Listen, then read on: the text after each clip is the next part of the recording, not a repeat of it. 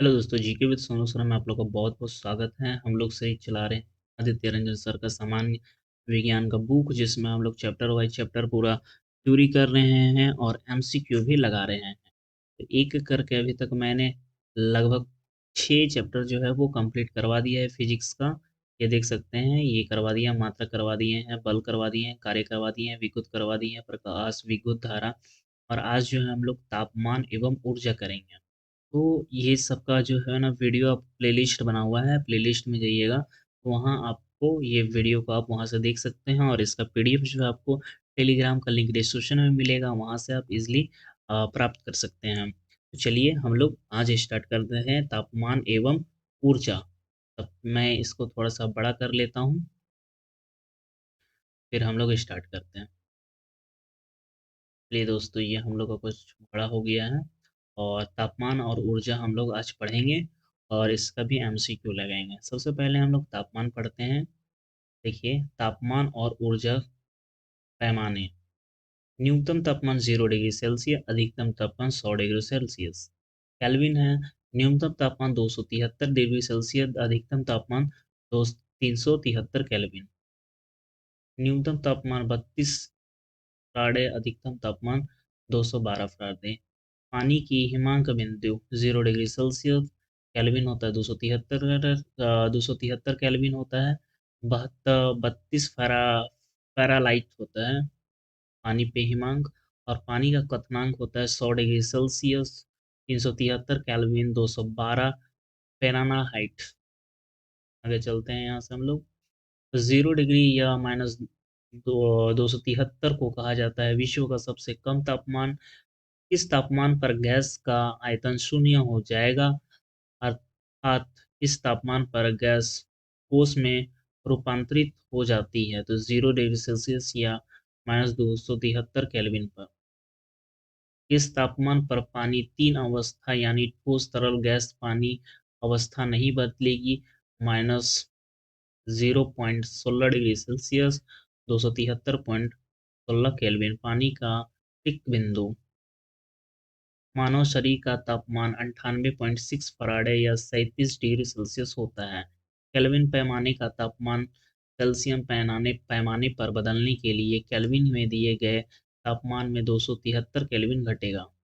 Mercury पारा thermometer का आविष्कार किससे किया जाता है? तो फ़ारेनहाइट में होता है। पारा या अल्कोहल का उपयोग अक्सर किस थीम में किया जाता है? तो तरल थर्मामीटर में किया जाता है। तापमान पर सीमा काफ़ी कम रहती है, 35 degree Celsius, -73, -43 degree Celsius, 95 Fahrenheit में और 110 F के बीच मरकरी या पारा का थर्मामीटर होता है। आमतौर पर हीलियम और नाइट्रोजन गैस का उपयोग किया जाता है गैस थर्मामीटर में। तापमान पर एक वितरित श्रृंखला को मापने के लिए किस थर्मामीटर का उपयोग किया जाता है? प्लेटियम प्रतिरोधी थर्मामीटर। अब हम लोग ऊष्मा पढ़ रहे हैं। कणों की गतिज ऊर्जा के कारण कौन सी ऊर्जा उत्पन्न होती है? तो ऊष्मा ऊर्जा। ऊष्मा का प्रभाव किसके कारण होता है? माध्यम के बीच तापमान के अंतर, पदार्थ का अपवर्तन, तापमान के अपवर्तन की दूसरी अवस्था के में बदल जा सकता है। ध्रुव की अवस्था दबाव में बदला जा सकता है। उस तापमान पर किस बिंदु का उत्सर्जित दीप्यमान ऊर्जा की मात्रा उसके निक्षेपण तापमान की चौथी सांतीति से अनुपाती होती है? स्टीफन का नियम। ऊष्मा का संचलन वह विधि कौन सी है जिनमें अणु की गति के बिना ऊष्मा को एक स्थान से दूसरे स्थान तक स्थानांतरित किया जाता है? चालन। ठोस ऊर्जा को ऊष्मा संचलन किसके माध्यम से होता है? चालन के माध्यम से। ऊष्मा स्थानांतरण की अधिकतम गति होती है चालन। ऊष्मा संचरण की यह विधि कौन सी है जिसमें ऊष्मा का संचरण अणुओं के एक स्थान से दूसरे स्थान तक होता है? श्रवण संवहन। ध्रुवों और गैसों दर द्रवों एवं गैसों जैसे संचलन किस विधि में होता है? तो संवहन में। चालन की तुलना में ऊष्मा अधिक तेजी से स्थानांतरित होता है। चौहान में ऊष्मा संचरण की एक विधि जिसमें के माध्यम से बिना या माध्यम से होने किए गए बिना संचलित होता है। विकिरण ऊष्मा की स्थानांतरण की सबसे अधिक विधि है। विकिरण ऊर्जा की सबसे अधिक ऊर्जा की ऊष्मा पृथ्वी की पहुंचती है विकिरण विधि में। वातावरण गर्म होता है संवहन विधि में। भट्टी की ऊष्मा मनुष्य तक किसके द्वारा पहुंचती है तो विकिरण विधि से। धातु की मेज पर रखी चाय लकड़ी मेज की तुलना में जल्द ठंडी हो जाती है क्योंकि धातु की मेज चालक संवहन विकिरण वाष्पीकरण होता है, जबकि लकड़ी और मेज केवल विकिरण संवहन वाष्पीकरण होता है, चालन नहीं। टुकड़ों क्षेत्र में एल्सक्यो बर्फ की दोहरी दीवार के नीचे क्योंकि दोहरी दीवार के बीच हवा ऊष्मा की कुचालन होती है। इस नियम के अनुसार किसी वस्तु से अधिक गर्म से थोड़ा ठंडा होने में जितना समय लगता है उससे अधिक समय वस्तु को थोड़ा ठंडा से पूर्व ठंडा होने लगता है। न्यूटन शीतलन नियम 60 डिग्री से 50 डिग्री 5 मिनट में, 50 डिग्री से 40 मिनट 5 मिनट से अधिक लगेगा समय। इस नियम के अनुसार देखिए अब हम लोग पढ़े ऊष्मा गति के नियम जिसमें हम लोग करेंगे अब ऊष्मा किसी नियम के अनुसार यदि ए तापमान के बराबर और बी और सी का तापमान के बराबर है तो ए और सी का तापमान बराबर होगा। ऊष्मागतिज का नियम किसी नियम के अनुसार किसी वस्तु की दाईं ओर ऊष्मा Q के वस्तु या वह मशीन दो कार्य करती है। पहला काम अपनी आंतरिक ऊर्जा में Q और बाहरी कार्य W से बढ़ाता है जो कि Q बराबर U प्लस W। गतिशील की पहला नियम गति ऊष्मा गति का प्रभाव नियम किस पर आधारित है। ऊष्मा संरक्षण की संरक्षण का सिद्धांत।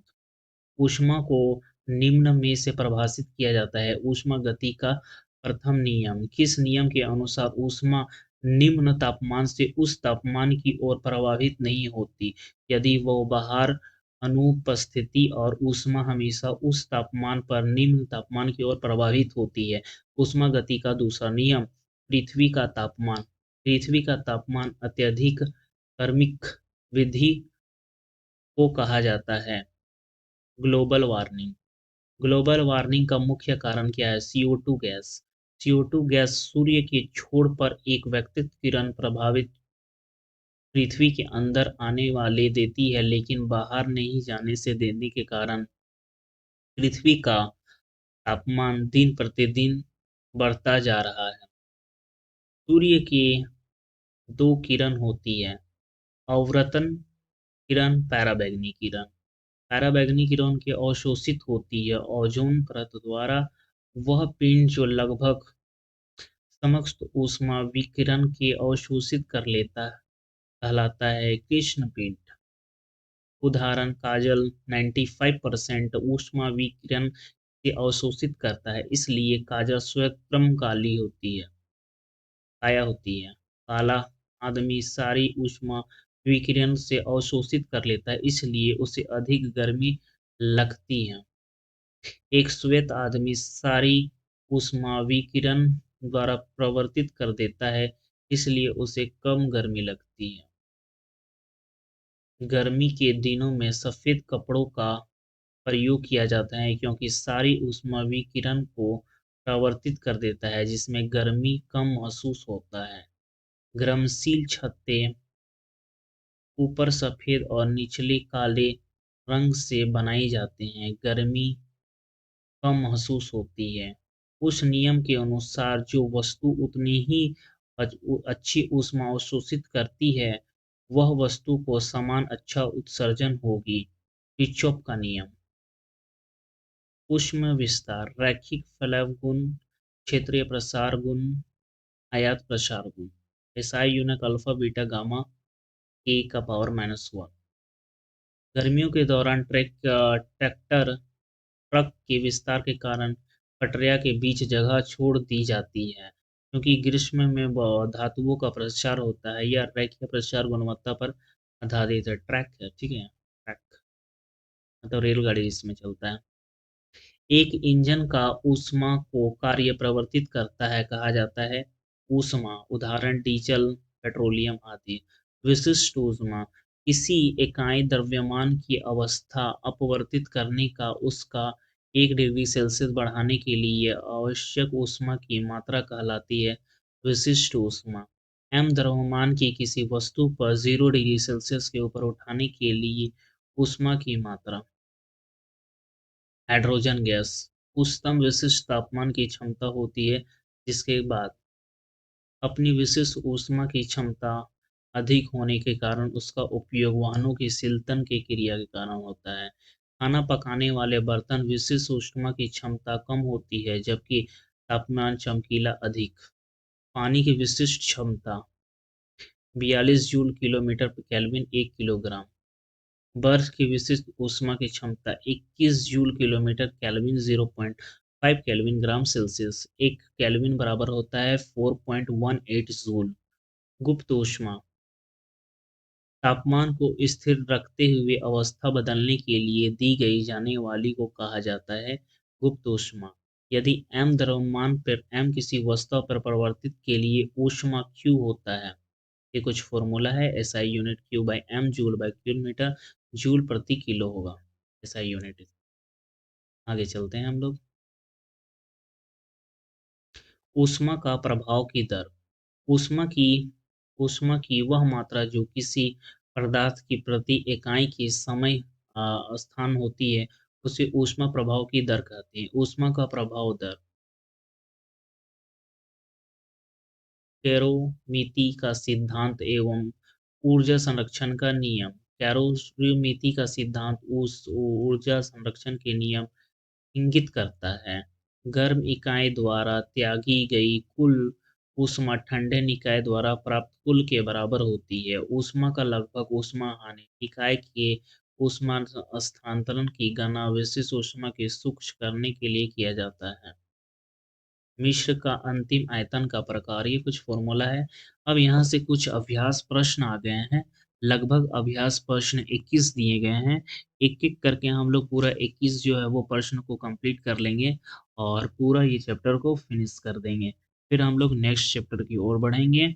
आपने अगर थ्योरी अच्छा से पढ़ा होगा अभी जो मैंने पढ़ाया तो बिल्कुल आप इसका आंसर कर पाएंगे।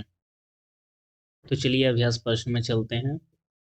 तापमान को सेल्सियस एवं केल्विन स्केल में बदलने के लिए आपको यह करना होगा। तो आपको करना होगा क्या, दिए गए तापमान को 273 केल्विन जोड़ना होगा। यहाँ केल्विन नहीं लिखा है, ठीक है, केल्विन हो जाएगा। अल्कोहल का क्वथनांक 78 डिग्री सेल्सियस होता है लेकिन केल्विन सेल्सियस तापमान जितना कितना होता है, तो ये कितना होता है 341 केल्विन। केल्विन का मापन कमरे का तापमान क्या होगा, कमरे का तापमान क्या होगा 300 केल्विन होगा। 37 डिग्री सेल्सियस तापमान लगभग बराबर होता है। तो 37 डिग्री का तापमान लगभग बराबर होता है 98.6 एफ। डैश को बदल कर पदार्थ की अवस्था में बदल दिया जाता है। तो ये आपका बदल दिया जाता है तापमान किसी ग्रामीण की जिसका मान जितना अधिक होगा यह ऊष्मा का उतना ही अधिक संचार करेगा। ये है तापीय संचलक। जूल में क्या मापा जाता है, जूल में क्या मापा जाता है, ऊर्जा मापा जाता है। ये कुछ नॉमरिकल है, इसको हम लोग छोड़ रहे हैं। उस तापमान आयतन विस्तार गुणांक वाली सामग्री की पहचान करें। तो उच्च आयतन किसका रहेगा, ये इस चारों में कठोर रबड़ का। ये भी नॉमरिकल क्वेश्चन है, ये हम लोग स्किप कर रहे हैं। आगे चलते हैं, ये भी नॉमरिकल क्वेश्चन है, ये भी हम लोग स्किप कर रहे हैं।